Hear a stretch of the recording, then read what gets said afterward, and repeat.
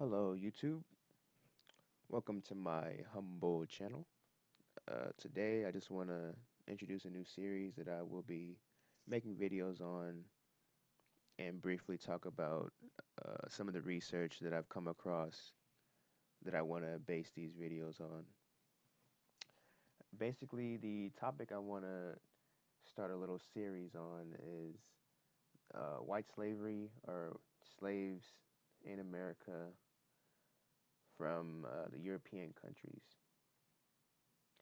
And the books that that I've read that get this research, mainly were The Forgotten Cause of Civil War by Lawrence Tenzer, White Cargo by Don Jordan and Michael Walsh, and They Were White and They Were Slaves, The Untold History of Enslavement of Whites in Early America by Michael Hoffman. I really wanted to make this video because The Forgotten Cause of Civil War, I've heard that book being thrown around by various authors, and it's a very expensive book. Um, I just happened to get my hands on it.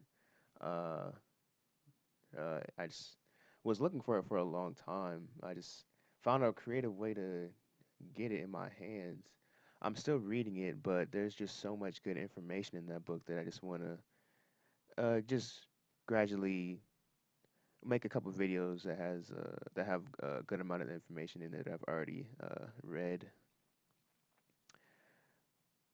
The other two books are pretty inexpensive. I don't want to go too in depth on these books because I really want people to read these books. I don't want to just spoil everything, but there's some good stuff and there's some really good stuff in these books.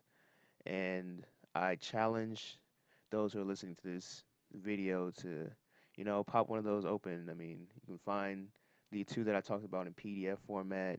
They aren't too long.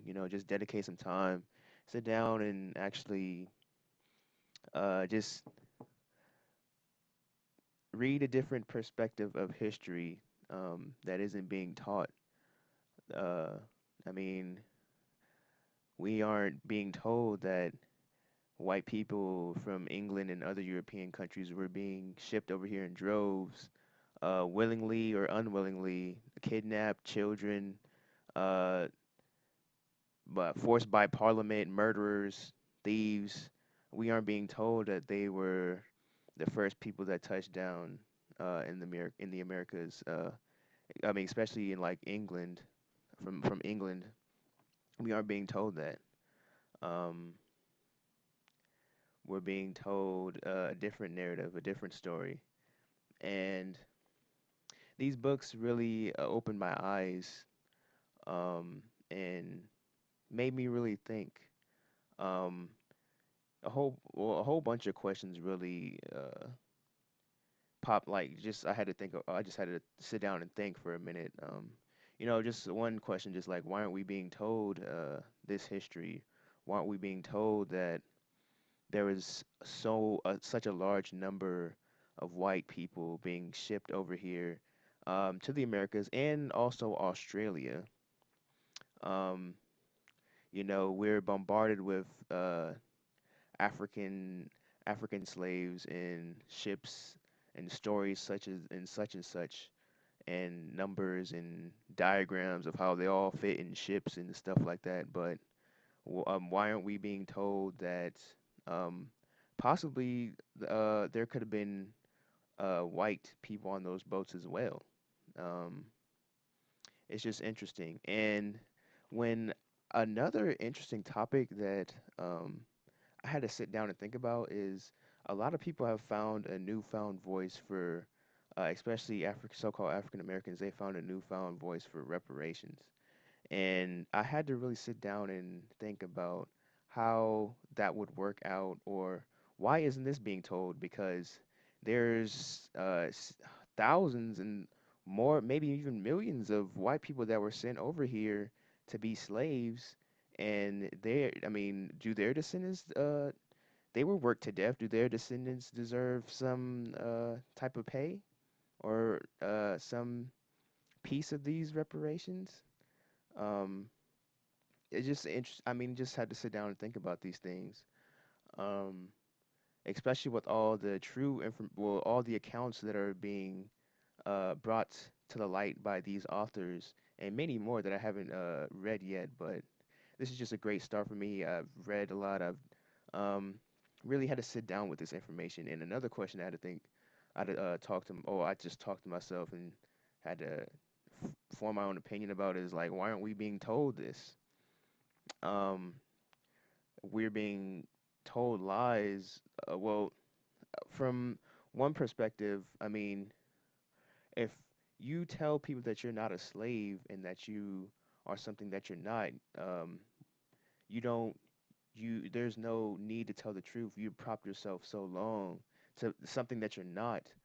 You wouldn't want other people to know what really happened, you how all the unspeakable acts that you had to go through to get the power, all the broken treaties, broken promises, all the conniving things you had to do to get the power that you have now to dominate people in the future or in the present. Um, Another thing is we're not being told this, in my opinion, because England was a hellhole, and some of these other European countries were just shithole countries, as they say. I mean, come on.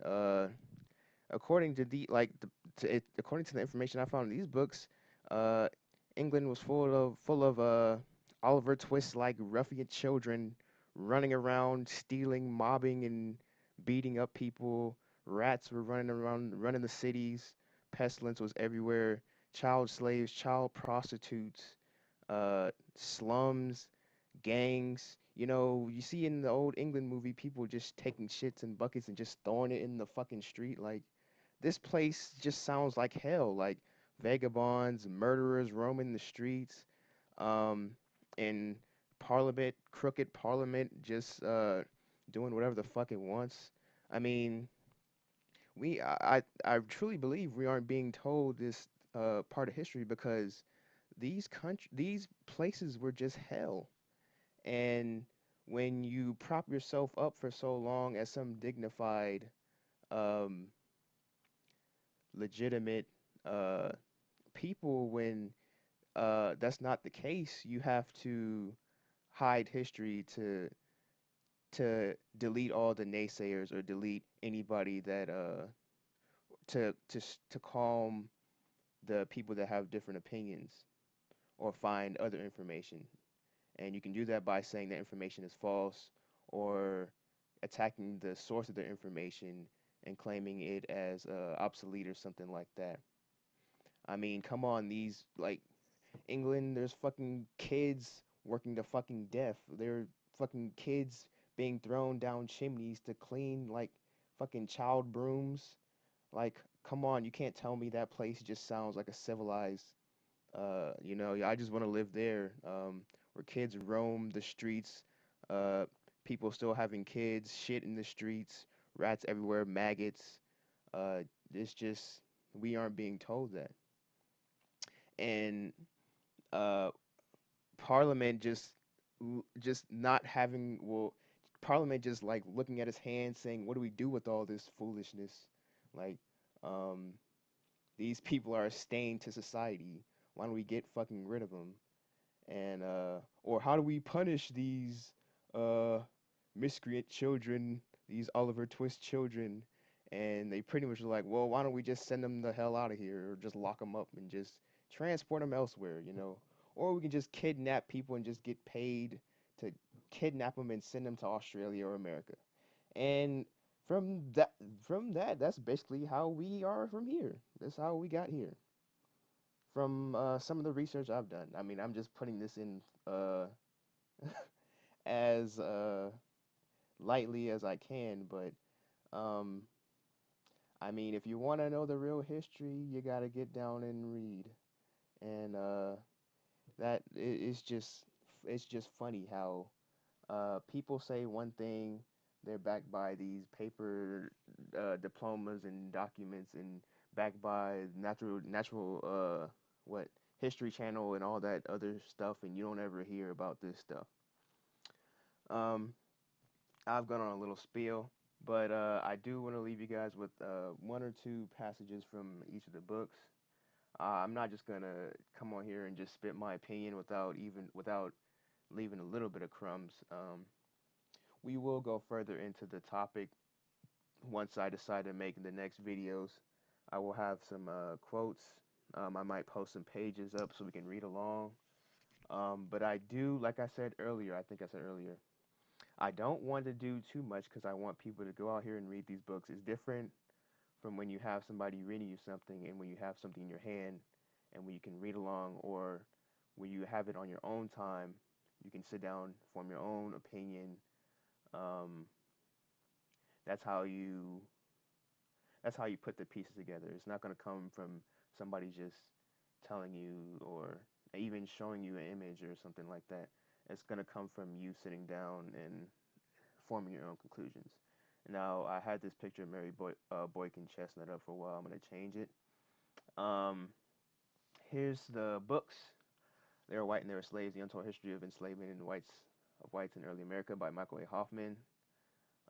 Forgotten Cause of Civil War by Lawrence Tinger, yeah, and White Cargo, Forgotten History of Britain's White Slaves in America. All three awesome books, like I said earlier. I'll go ahead and leave you guys with a passage from each of them. All right, this is from Forgotten Cause of Civil War. In 1662, Virginia passed formal legislation which resolved the issue and became the first colony to legally address interracial sexual relations between whites and blacks. All right, so these quotes, these passages might be out of context, but I'm just going to read them to you just so you can get an idea of the stuff that's going on in the books. Here's a quote. Be it therefore enacted and declared by this present Grand Assembly that all children born in this country shall be held bond, or free only according to the condition of the mother, and that if any Christian shall commit fornication, he or she so offending shall pay double fines imposed by the former act. All right, so pay attention. This is just the intro, but this is very important. This is important law because it was the first to adopt the ancient legal doctrine of partus sequitur ventrum, which held that the child follows the social status of the mother. That is a super important topic, super important concept. Uh, Goes all throughout the book talking about talking about that. And here's another. That was two, but here's a third one. Third passage, different. All right, this is from Mary Chestnut that I showed earlier. She's the author. Here's her quote. Like the patriarchs of old, men live all in one house with their wives and concubines, and the mulattoes one sees in every family exactly resemble the white children, and every lady tells you who the father of all the mulatto children in everybody's household, but those in her own she seems to think dropped from the clouds, or pretends so to think. All right, that's by Mary Chestnut. She's the author. That's a quote by her. Pretty pop. Well, I found it on Google and in the book. All right, here is something from They Were White and They Were Slaves. This is a lot, but I'm going to go ahead and read it for you guys. All right. In the British West Indies, plantation slavery was instituted as early as 1627. In Barbados, by the 1640s, there were an estimated 25,000 slaves, of whom 21,700 were white. And that is from Some Observations on the Island of Barbados, Calendar of State Papers, Colonial Series, page 528. And here's some more. It is worth noting that while white slaves were worked to death in Barbados, there were Caribbean Indians brought from Guyana, to help propagate native foodstuffs who were all treated and received as free persons by the wealthy planters. Of the fact that the wealth of Barbados was founded on the backs of white slave labor, there can be no doubt. White slave laborers from Britain and Ireland were the mainstay of the sugar colony. Here's some more. Until the mid 1640s, there were few blacks in Barbados. George Downing wrote to John Winthrop, the colonial governor of Massachusetts in 1645, that planters who wanted to make future fortune, I added the future on accident, in the British West Indies must procure white slave labor out of England if they wanted to succeed. This is in Elizabeth Donan, Documents Illustrative of the History of the Slave Trade to the Americas, pages 125, 126. Here's one more. White indentured servants were employed and treated, incidentally, exactly like slaves. That is by Morley Ayers, and it's from the British West Indies, page 19. All right, so that's 2 books down. I'm going to include something else from the last book, White Cargo. And I think this is just from the beginning of the book. I think it's the preface. Let me go ahead and just read this. This book tells the story of these victims of empire. They were all supposed to gain their freedom eventually. For many, it did not work out that way. In the early decades, half of them died in bondage. This book tracks the evolution of the system in which tens of thousands of whites were held as chattels, marked like cattle, punished brutally, and in some cases literally worked to death. For decades, this underclass was treated just as savagely as black slaves, and indeed toiled, suffered, and rebelled alongside them.